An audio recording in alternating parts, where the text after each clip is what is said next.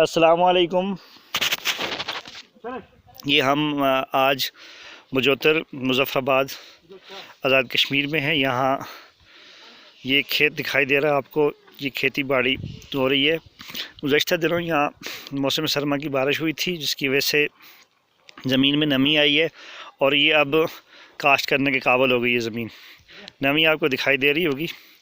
یہ جہاں ٹریکٹر نہیں ہوتے وہاں پر جو نا ہل چلایا جاتا ہے، اور یہ آپ کو دکھائی دے رہا ہے بیچ میں کہ جو نا ہل جوتے ہوئے ہیں، بیل ہیں جو ہل میں جوتے ہوئے ہیں، اور ان کے ذریعے کھیتی باڑی ہو رہی ہے۔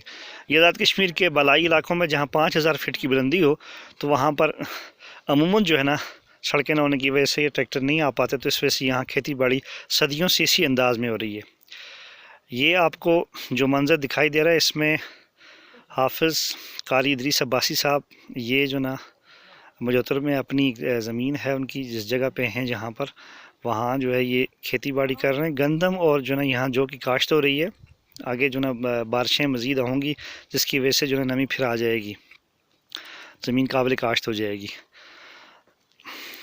یہ قاری حافظ ادریس عباسی صاحب حفظ کے بہت ہی بہترین مدرس ہیں، لیکن یہاں گاؤں میں جو نا کھیتی باڑی کا کام بھی کرنا پڑتا ہے۔ ہمارے لیے سبق آموز بات یہ ہے کہ اپنے کام کاج میں کسی قسم کی آر محسوس نہیں کرنی چاہیے، اور اجتماعی کاموں میں بھی کسی قسم کی آر محسوس نہیں کرنی چاہیے۔ رپورٹ زبیر منزئی شیر، مجوتر مظفر آباد آزاد کشمیر۔